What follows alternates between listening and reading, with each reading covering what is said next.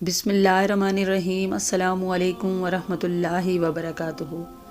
یہ دن ذی الحجہ کے دن ہیں، اللہ کے خاص دن جب ہر دل میں قربانی کا جذبہ جاگتا ہے اور ہر زبان پر تکبیر کی صدا گونجتی ہے۔ ان دنوں کی روشنی میں ہم آپ کو سنانے جا رہے ہیں ایک ایسی حدیث نبوی صلی اللہ علیہ وآلہ وسلم جو صرف عمل نہیں احساس بھی مانگتی ہے۔ صحیح مسلم حدیث نمبر 5117۔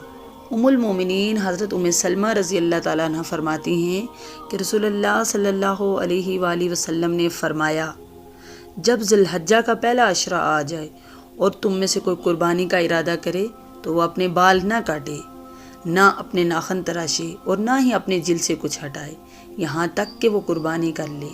کیوں روکا گیا بال کاٹنے سے، ناخن تراشنے سے؟ کیونکہ یہ صرف جانور کی قربانی نہیں، ہماری خواہش کی بھی قربانی ہے، ہمارے نفس کی، ہماری آزادی کی قربانی ہے۔ یہ اس عشق کی علامت ہے جس میں بندہ اللہ کے ایک حکم پر اپنی ظاہری حالت تک بدل دیتا ہے۔ یہ قربانی ہے ابراہیم علیہ السلام کی سنت کی یاد میں، جہاں باپ نے بیٹے کو محض ایک خواب پر ذبح کرنے کو تیار کر لیا اور ہم سے صرف یہ کہا گیا چند دنوں کے لیے بال نہ کاٹو، ناخن نہ تراشو، اور دیکھو تو صحیح اللہ کیسے تمہارے اخلاص کو قبول فرماتا ہے۔ یہ حدیث عمل سے پہلے نیت کو سنوارتی ہے، دل کو جھکا دیتی ہے اور روح کو جگا دیتی ہے۔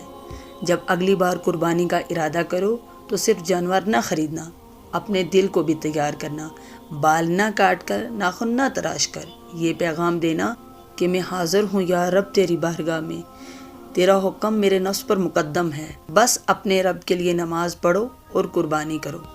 یا اللہ ہماری نیتوں کو خالص کر دے، ہمیں اپنی راہ پر چلنے کی توفیق عطا فرما اور ہماری قربانی ظاہری بھی باطنی بھی اپنے دربار میں قبول فرما لے، آمین یا رب العالمین۔ اگر یہ پیغام آپ کے دل کو چھو گیا ہو تو آج ہمارے چینل کو سبسکرائب کریں، ویڈیو کو لائک کریں اور اپنے حلقے میں شیئر کرنا نہ بھولیں۔